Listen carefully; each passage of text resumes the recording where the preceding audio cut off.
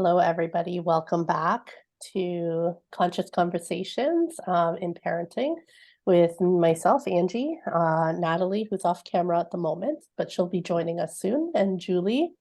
We're here for episode 35, and we're talking about arguments. Very common in households, but arguments, looking at how it is that we end up perceiving these arguments versus what they actually are and looking at, we like to explore the energy of things. And so I look forward to diving into this conversation that Natalie brought forward. But if it's your first time here, welcome. If it's not, thank you for returning. My name is Angie. I'm the creator of Journey to Soul, and I love hosting these conscious conversations in parenting because I'm a parent and I'm a human. And I think we're all walking each other into higher consciousness, and the best way to do this is to have open, honest, vulnerable conversations, especially about this journey of parenting that we chose to be here in this life with. And so I think, I believe, not think, I know the truth of my experience is that when we have these conversations, we plant seeds, we awaken knowings, we remember who we are, we remember, how we want to proceed in the world, versus the programming that we're given to how we should proceed in the world. And I prefer to go in here and remember because it leads me into better experiences with my family, with my children. And so that's why we bring this to you. And I'll let Julie introduce herself to you as well. Hello, everyone. I'm Julie, and I absolutely adore these conscious conversations. I'm so grateful for Angie creating this space for us and for Natalie being here and sharing her wisdom and experience as well. Yeah, and I'm just excited to start this conversation. Thank you for being here. Natalie, I know you're driving, but if you want to introduce yourself and For sure. Thank you, Angie. And yeah, so my name's Natalie. I'll pop on camera in a few minutes here, guys. So really, I'm a soul living in this human body, and like all of us listening, or probably most of us, I chose this journey of parenting to. I'm not really sure why. That's something that I come into understanding more and more every day. But it's been a very heartfelt journey, even when it's tough, right? Even when it feels cringy, which I mean, today's topic arguments definitely make most people feel cringy, and it's my belief that those of us who have chose parenting as a way to awaken to who's path or answers and the potential for growth is enormous. And the intentions behind these conversations is to help each other out because I mean you could have conscious awakening is an entire subject in itself, right? And so is parenting, but I don't find very often we have conversations that mesh the two together. So I'm very grateful for this channel and for Julie and Angie to participate in these conversations with me. Very well said. Thank you, Natalie. Yeah, so I'll let you dive into arguments. So, talking about how we perceive them versus what they actually are. I'd love to hear your thoughts on that, Natalie, when you brought this forward. Yeah, for sure. So arguments, I mean, how we usually perceive them, on a very physical, 3D, third density kind of plane or point of view. And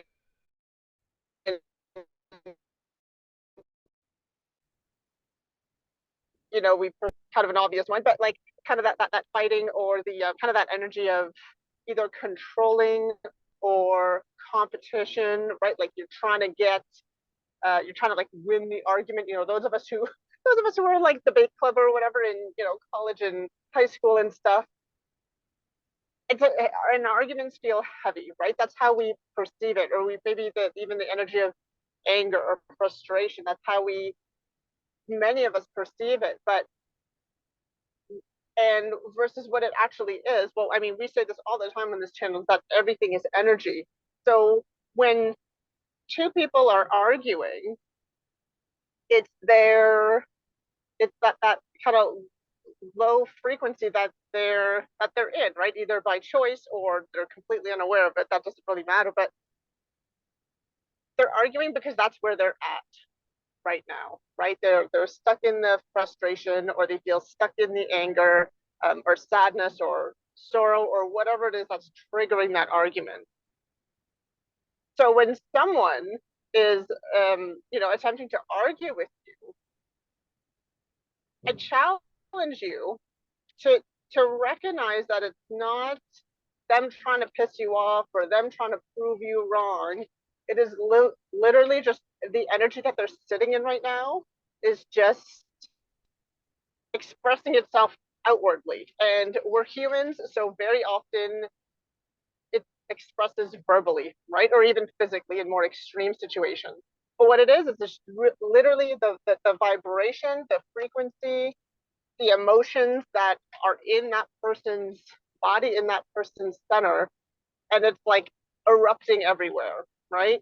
So if you yourself are not in your center, if you're not centered yourself, then you get sucked into the argument, right? You get sucked into, their pain body. Some spiritual teachers like Eckhart use the term pain body, which is essentially like an invisible you, like your energetic you, but with all those lower frequencies of emotions, of anger or sadness or any of those.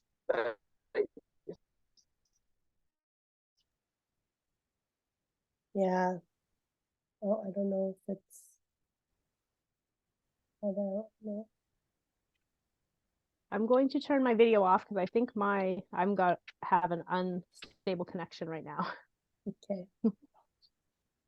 But I love the way you explain that, Natalie, and I love the way you say getting caught up in their pain bodies. So it is whatever is coming from another individual when it comes to an argument or a challenge has nothing to do with us, and it has everything to do with what's going on inside of them. And if we start to take that on, their projections on, as having to do with us, and we start to take it personal, then we certainly can get caught up in their projections and want to argue back. And the way you explain the energy, like we are each a body, but we are also an energetic body, and we can maintain allow other energies to overtake us. We're constantly giving and receiving energy with everyone around us. And if someone has a very low energy, then if we are not maintaining our own energetic field and our own energetic wellness, that can take us over very quickly, and we can begin to argue with them and have our energy come down. So it's a really good point that maintaining and caring for our own energy can help us to not to engage in those situations in an unhealthy or lower energy way, lower energy actions. So if we're maintaining our own energy and someone's coming at us with these arguments or challenges, we can still engage, but we can engage in a healthy and loving way. And we can also set and maintain our own boundaries and choose to disengage or not engage if we're feeling that we are being disrespected and not treated in an appropriate way. I love the way you brought that up about the energetic field. It's so important. Yeah, I agree. The energy, like, I think it's really important to see that, like, this body, it processes emotions, right? And these emotions are energy in motion, and so these energies want to move through the body, right? And so number one, I hear you saying, Natalie, is like people are not their behaviors, and that is something that's a guiding principle that has really supported me. Is really, it helps me step away from the story of the ego, which is about the person. The person is this person that is arguing with me, is trying to control me, is trying to do this stuff, and we get all, if that's what we're thinking, of course we're going to get defensive, and we're going to start expressing those emotions as well, right? Because we're mirroring it, right? What they're throwing at us, and we're taking it, we're mirroring it back. And so what happens is, like, when somebody's arguing with us and we take it personally, like you said, Julie, it activates that same frequency within our body. And so then that starts to express out of our body. And I think it's so valuable to know that people are not their behaviors and emotions and thoughts. They are not that. They are not that. And so when we start to really step into everything as energy, we can start looking at it energetically from this energetic perspective. And that pain body thing was really eye-opening for me when I read Eckhart Tolle's book, A New Earth. And there's a whole section on pain body, and that really helped me understand what they mean when they say it's not personal. It's really not personal. It's this energy wants to express through that person. It's activated, it wants to express, and we have power in the moment to choose a different activation within us. We can choose love. Yeah. We can choose peace. We can choose, we can choose anything. We can choose those lower frequencies, or we can choose the higher. But if you choose the lower frequency, it's going to result in an argument. It is going to result in this power struggle, this control and competition, you said, right? And I definitely see that there's this energy of control and competition. And so when we start to understand that arguments, that's what an argument is, I love, like, your invitation right off the bat, Natalie, is like well, I forget how you worded it now, but I loved your invitation at the beginning. You challenge people to see it differently, to see it as an energy, right? Mm. I think what has really helped me in argumentative situations is remembering that that person is having a challenge. Yes.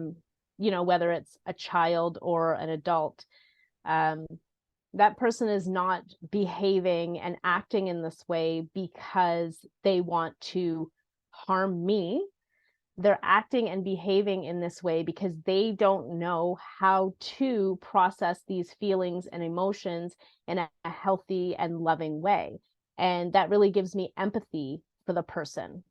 That doesn't mean I'm going to allow them to disrespect me and call me names or throw something at me, like I'm going to set and maintain my healthy boundaries, and I'm going to disengage, and I'm going to walk away when needed. But also it allows me to sit there with them if they are being argumentative and they are having a challenge, but they're still maintaining their respectful behavior towards me. They don't even necessarily need to. I can allow certain experiences to go on, like, I don't know, I can't really think of an example, but maybe if they're going to call a name or call me a name or insult me or just spew out these things, if I'm maintaining my own energy field, I am able to deflect that energetic field in such a space that, I can sit there and then I can say to them, I don't appreciate you calling me these names, and knowing when it escalates enough that I need to walk away. But maintaining our energy field is, such a valuable lesson, such a valuable experience. And I can't, the word's not coming to me right now, a dedication that is needed in this world. And it's something that we're not taught. And when it comes to arguments and challenges, when we can maintain our energy field, we can walk through so many challenges with much more ease. You know, we And have the much more tools and we love. have, and much more love. Yeah, definitely.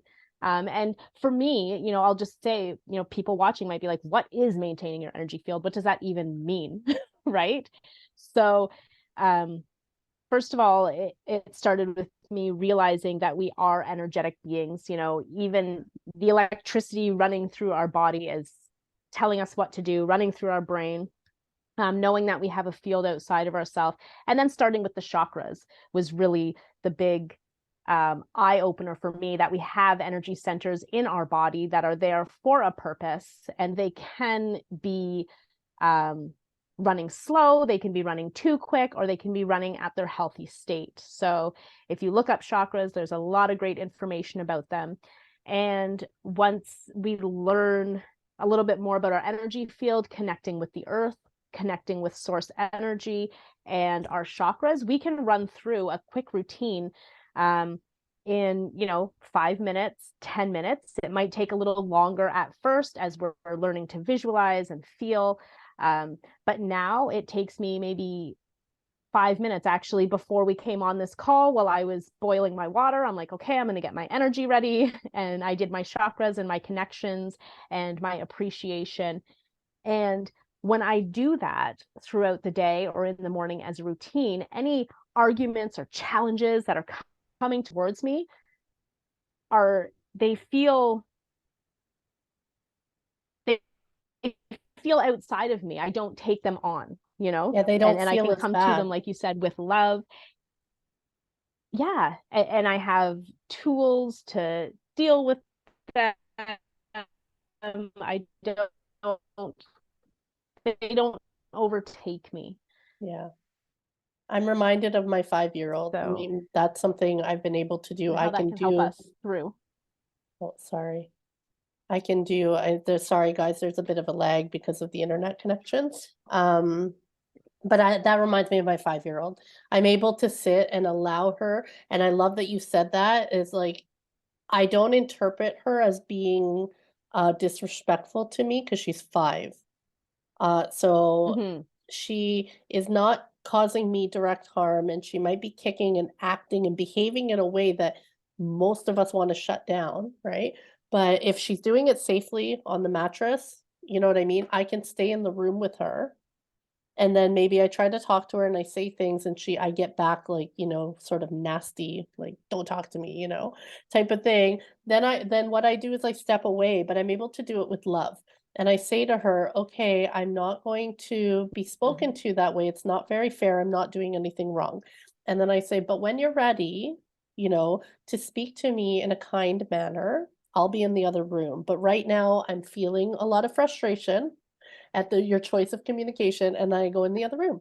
And I give her space and time. And then sometimes she just sort of crawls into the room and I'll say, do you need a hug? And she'll be like, yes. And then everything dissolves and we're able to move forward. So Mm-hmm. it just reminds me of that. That to me is like maintaining your energy field and being able to hold it in your energy field, knowing that it's not yours.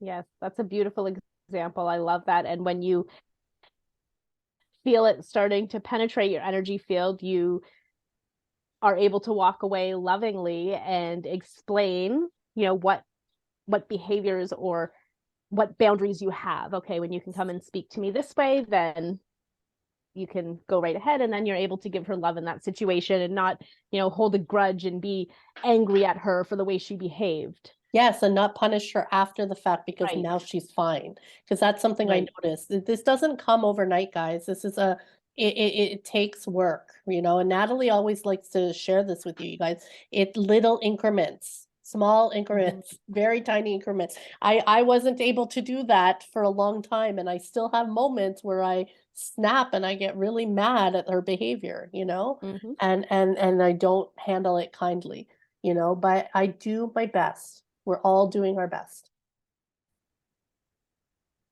Natalie, what do you think? Welcome. Yeah, and I mean, I guess the next point that I want to bring up is when someone's trying to, like when someone says something and you can feel that it's triggering you, right? Whatever emotion is being triggered, be aware enough.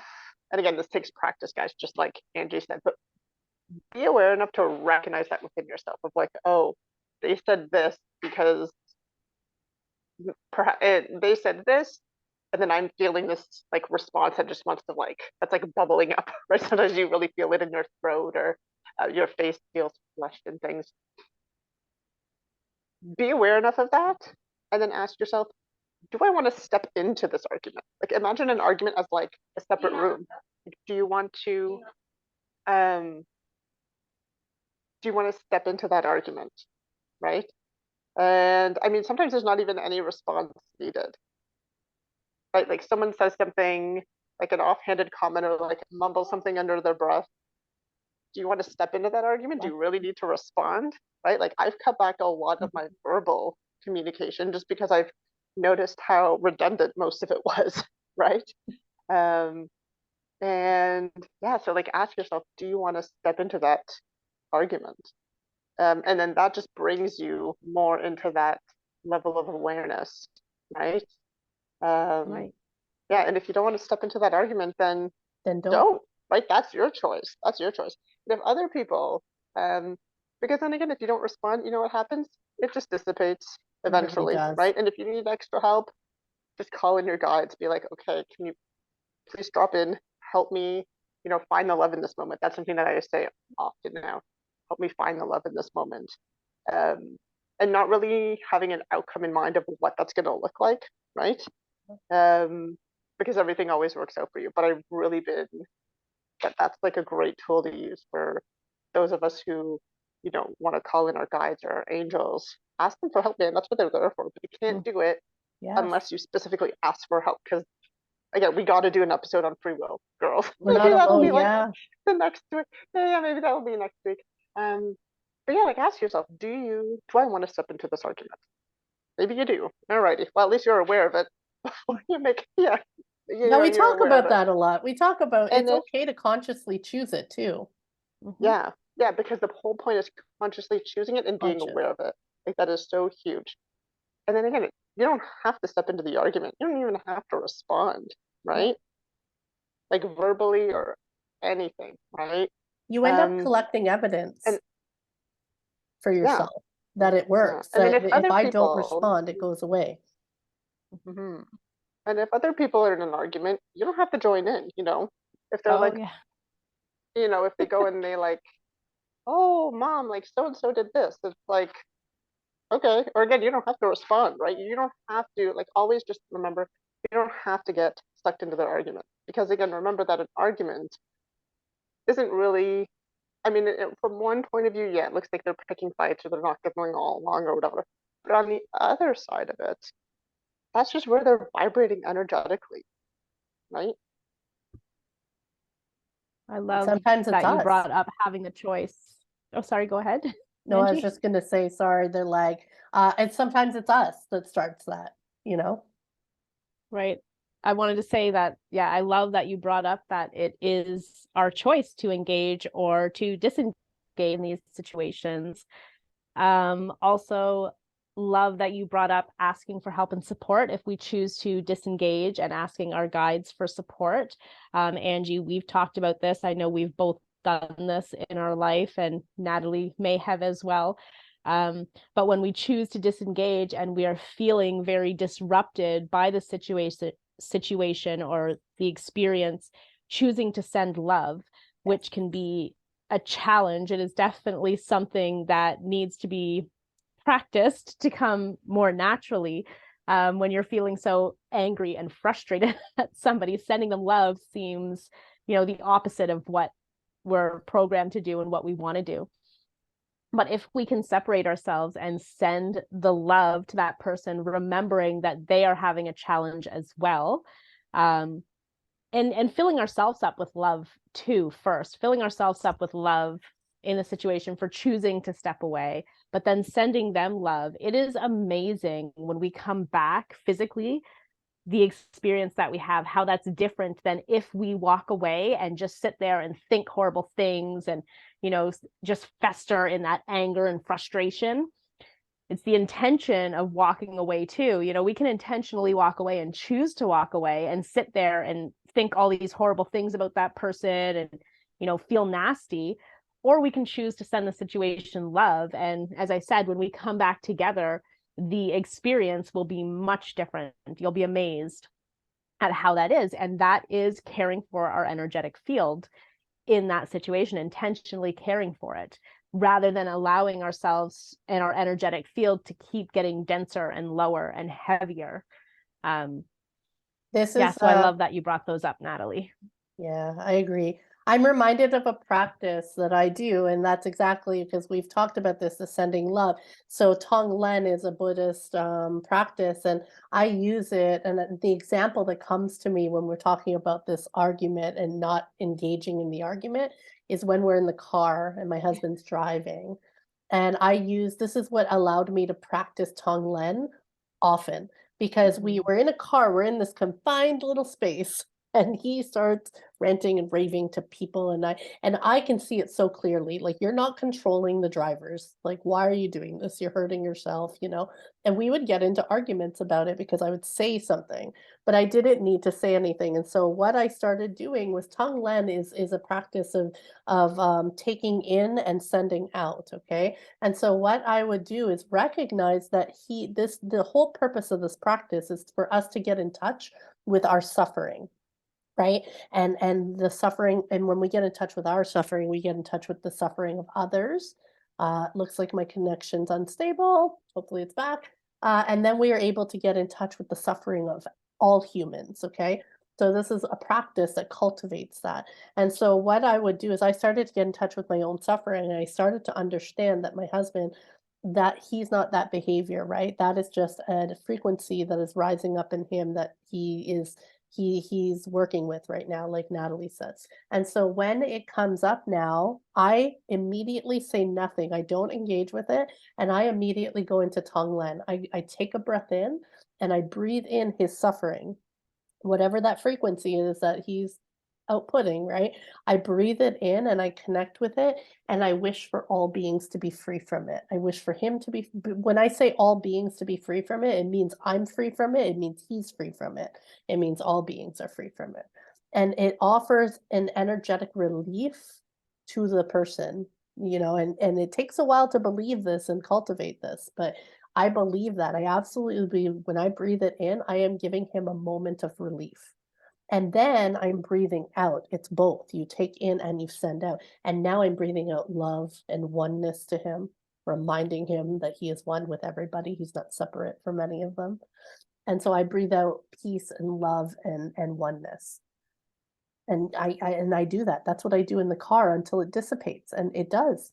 It does. He ends up like, he gets all worked up, and then all of a sudden he's fine, and suddenly he's singing, you know, to the music that's in the car. And then I'm like, great, my work is done here. I didn't get engaged. We're not, you know, nobody's harmed. And I know that I offered him some relief, and I also sent him love. And it feels Yeah, good. yeah. It doesn't it sometimes it's so quick, it's like you change the channel, right? And you change Yes. the frequency, all of a sudden it's like boom, and then everything's fine. Like in a Yes. split second, you're like, God damn, I'm powerful. Damn, I'm good. Oh, Yes. shit. I love that you That's say that. It's so true. We, you know, we're so physical in this world. We do not realize our personal power in the energetic field until we start to play with it, until we start to experience it. So, this is an excellent practice for arguments and challenges you're having with people, to see and experience and feel the difference that utilizing the energetic field can have. And once you start to see and feel and experience it, you'll want more of it. Yes, you Because will. it is truly amazing, and it never ceases to amaze. Like, it's one of those things that every single time you're amazed that it works. You're like, yeah, you're like, what? I'm That's awesome. I'm incredible. powerful. Yes, I yes, do make a difference. exactly. I do make a Yeah, difference in this energetic realm. yeah, because I mean, we're much more energy than we are physical. We just don't see that, and we're not taught that in the world, you know, in our daily life, and in our experiences around us. But once we start to play with that energetic field, we realize that we are much more powerful than we ever thought we were. Yeah. Thank you. So what a great conversation. And Oh, I'm cutting you off. I'm sorry. we have much more control and personal power over our lives and the situations that we are. I think you cut me off.